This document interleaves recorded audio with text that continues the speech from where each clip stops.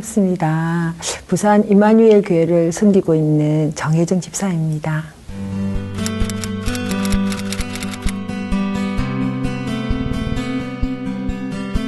저희 가정은 독실한 불교 집안이에요. 그래서 아버지가 눈을 뜨면 독경 소리로 시작을 하는 그런 가정이었죠. 저희 아버지가 사찰을 지으셨고 저희 할머니도 이렇게 절을 지으셨대요. 그래서 뭐 어렸을 때 그냥 막 이렇게 막 무당이 그 작두 타는 것도 보고 막 저희 어머니나 아버지가 막 집에 뭐 이렇게 뭐 문지방이나 막 이런데 막 벽에다가도 붙이고, 예, 부적 같은 거 막 이런 것도 막 붙이고, 거의 뭐 저희 집에는 지금 진짜 뭐 완전 뭐 악신이 너무 심했다라고 아마 해야 될 것 같아요. 그래서 또 이제 뭐 오빠가 있는데, 오빠는 뭐 기도 듣지도 못하는 장애 아닌 장애도 가지고 있고, 올바른 가정이 좀 아니었어요. 그래서 밖에서 보기에는 막 되게 행복해 보이고 좋아 보이고, 또 이제 엄마하고 아버지도 또 이렇게 흔히 말하는 이제 엘리트이기 때문에 그런 데 비해서는 이렇게 기도하고 이래도 저희 가정은 많이 힘들었었어요. 제 결혼 생활도 좀 되게 좀 이렇게 영적 문제가 되게 좀 심했어요. 처음에 결혼할 때는 참 너무 괜찮은, 우리가 흔히 말하는 육신적인 그 대기업에 삼성 다니는 그 엘리트의 남자를 만났는데 정말 내가 뭘 피하면 뭘 만난다고 저희 아버지가 완전 그지만 술거래, 그 다음에 쾌락, 음란 이랬었는데 남편은 안 하겠지라고 했는데 남편도 음란은 모르겠는데 거의 쾌락가, 거의 술가, 그러니까 이제 접대라는 면목에 이제 그렇게 이제 오랫동안 그 삼성을 다니는 동안 계속 그런 생활을 하면서 점점 저는 나락으로 좀 빠졌죠. 네. 저희가 이제 남편이 이제 또 그 일본 주재원으로 7년 가 있는 동안에는 제가 그곳에서 그 이제 귀신을 본 거죠. 귀신을 보고 뭐 너무 무서웠어요. 그냥 한마디로 말해서 눈을 뜰 수가 없고 귀신은 밤에만 나타나는 줄 알았는데 아니던데요. 정말 우리가 그 엑소시스트 영화 보는 것처럼 제가 이렇게 낮에 12시에 이제 큰아이를 그 유치원에 넣고 집에 들어오려고 턱 이래보면 저희 집에 불이 활활활활 이렇게 막 타오르는 거? 이제 그런 이제 순간적인 착각이죠. 그죠? 그것을 보게 하고 집에 들어오면 뭔가 뒤에서 막 이렇게 막 나를 막 덮치듯이 아니면 이렇게 막 나를 막 이렇게 막 뭔가가 그런 이제 두려움을 주고 그래서 뭐 너무 심하고 힘들 때는 나도 모르게 막 자해와 자살과 뭐 그런 어떤 그 충동도 좀 있었어요.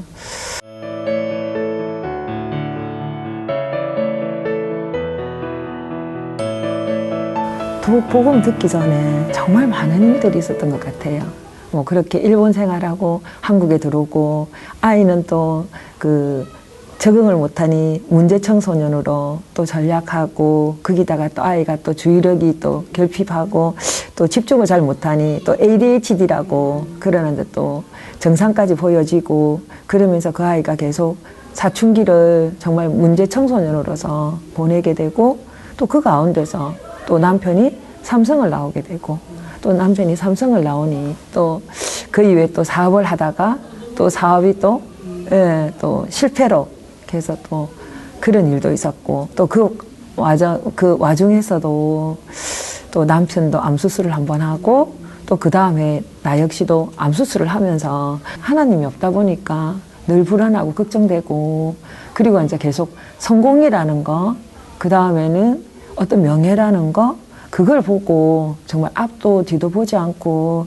달려갔던 좀 시간들이었던 것 같아요. 제가 정말 진짜 복음 듣기 전에 저를 생각하면 이건 내가 하는 게 아니다. 이건 정말 귀신 장난이 아니고 면은 할 수 없다는 거를 제가 많은 그 경험과 또 체험을 하게 된 거죠. 네.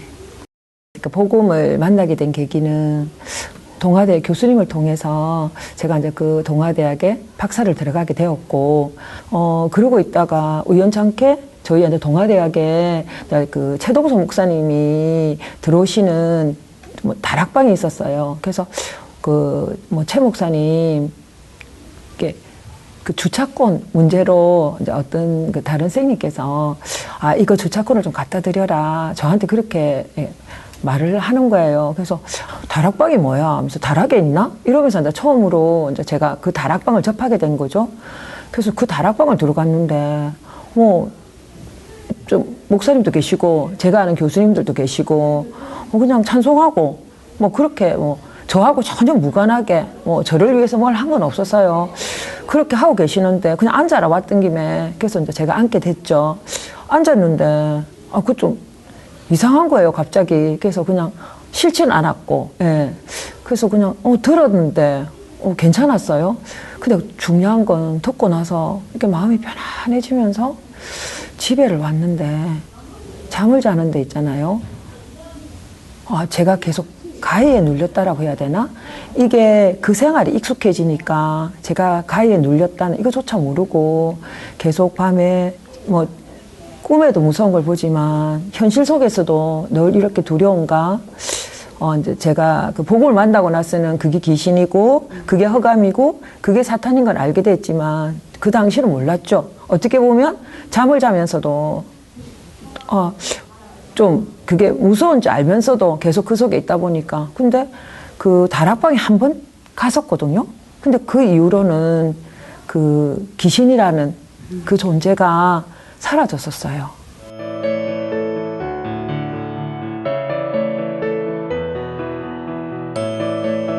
세 번인가 네 번인가가 다시 그 귀신 나타났어요. 정말 목을 조르고요. 진짜 무서웠죠. 그날이 일요일이었거든요. 내가 그래도 교회 가면 돼. 그래, 네가 싫어하는 게 교회라면서? 그럼 내가 교회 가고 네가 싫어하는 게 예배 드리라는 거면서 그럼 나 그럼 예배 드릴게. 그래서 그냥 어떻게 갔어요. 그래 가서 예배 드리고 나니까 또 좀 이렇게 몸은 그때 힘들었지만 마음이 편안해지면서 점점 이제 그런 그 사단이나 그 허감들이 저한테서는 사라졌어요. 흔히 말하는 한 번도 부정하지 않고 맞아. 예수님은 나의 모든 문제 해결자이시고 그리고 내 모든 문제 해결했고 나를 구원했으니까 이제 끝났어. 근데 우리 가정에는 끝이 안 났어요. 그래서 큰아이 문제도 그대로고 또 남편이 또 암수술을 한 번 더 했거든요. 그러면서 목소리도 또 잃었다고 해야 되나? 신경이 끊어지고 또 이렇게 또 마비까지 왔어요. 그러면서 작은 아이가 또 우연찮게 고2 때 또 학교를 자퇴를 한다고 그랬어요. 그래서 그래. 그 아이는 기존교를 다니고 있었거든요. 그래서 처음에는 하나님 이게 뭡니까? 예수가 그리스도라면서요. 모든 문제 해결했다면서요. 진짜 제가 작은 아이를 두고서요. 큰 아이 때도 굉장히 눈물을 많이 흘리고 큰 아이 때는 제가 복음이 없었잖아요. 근데 작은 아이는 제가 복음이 있었단 말이에요. 근데 그 작은 아이 모습을 보면서 진짜 많이 힘들었어요. 그 애는 한 번도 말썽을 안 지겼고 너무나 순수하고 착하고 정말 문제 한 번 안 익힌 아이인데 하나님 제가 왜 저렇게 해야 됩니까? 그게 아주 저한테 진짜 랩런트 사역이었죠. 내가 이제 진짜 뭘 붙잡아야 되지? 그러면서 이제 그 작은 아이를 이렇게 통해서 맞다. 그러면 내가 청소년 상담을 하고 있고 내가 상담을 하고 있는데 상담은 답이 없구나. 내가 내 아이 하나도 제대로 케어도 못하고 내 아이 하나도 이해도 못하고 내가 너무나 조급하고 어떻게 보면 이거는 내 시간표구나 하는 거를 하나님 보게 하셨어요. 제가 알게 된 거예요. 내가 말씀이 없구나. 하나님한테 맡기지 못하고 있구나. 그러면서 진짜 그때 딱 결단이 내려지대요. 저는 이제 그러면 제가 이제 마지막으로 제가 할 수 있는 거는 냅는 사역이네요. 이제 딱 그렇게 결단을 내렸죠. 그러면서 막 그다음부터는 진짜 뛰어다녔던 것 같아요. 이제 뛰어다녔고, 그러면서 진짜 상담을 해도, 상담은 답이 없으니까요. 했던 게, 뭐, 예를 들면, 상담 속에서 유 목사님이 주신 메시지를 가지고서 만약에 각인이라든지, 영적 치유라든지, 말씀 치유라든지, 계속 조금씩 그 아이들에게 스며들게 계속 제가 한번 해봤죠. 해보니까 아이가 변하는 거예요. 심지어는 ADHD 가지고 있던 아이들이 학습이 되어지고요. 그 다음에는 문제 청소년들이, 예, 학교도 돌아가고. 그러면서 그 이제 맛을 본 거죠. 이제 그 맛을 보게 되면서, 맞아, 이거야. 그래. 그 아이들이 그 문제가 각인은 될 수 있지만 치유는 말씀밖에 없어. 오직 그리스도고, 말씀이 아니면 치유가 안 된다. 어떤 것도 안 된다. 그러니까 그거를 알게 된 거죠.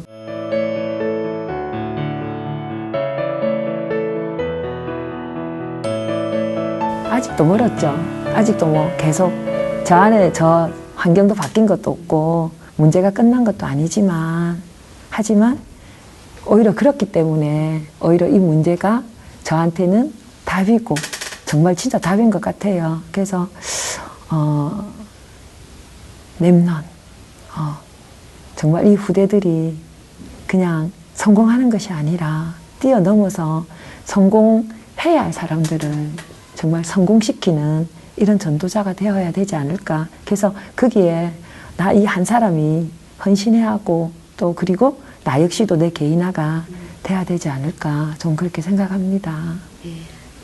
어떻게 해야 되나, 그 생각을 했는데, 가장 중요한 게 정말 이 말씀, 이 강단의 말씀과 그 다음에 이 기도 수첩의 말씀과 그 말씀을 붙잡고 이제 내가 전할 수 있는 그 사람들에게 전하는데 먼저 나부터가 먼저 그 현장을 두고서 저는 기도를 하고 나가죠.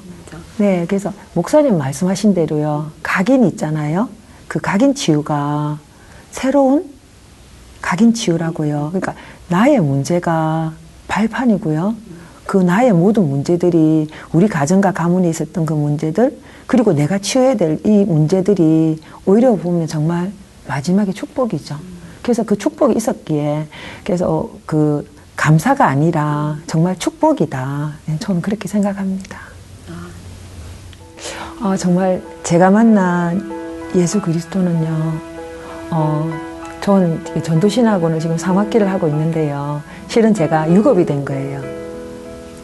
제가 박사 공부하고 석사 공부하고 많은 자격증을 따도 아직까지 한 번도 이렇게 떨어져 본 적이 없는데요. 제가 아마 유일하게 저희 그 통신 전도신학원에 그 3학기를 떨어졌다기보다는 제가 리포트가 조금 미비했어요. 근데 좀 더 추가로 내면 된다라고 했는데, 제가 그때 딱 기도하면서 제가 그 추가로 적을까요?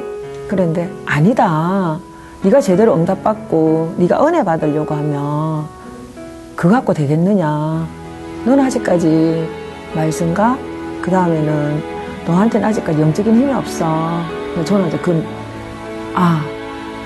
느낌이 딱 오더라고요. 그게 이게 이제 하나님이 주시는 거구나. 하나님 메시지구나. 이제 그러면서 맞아.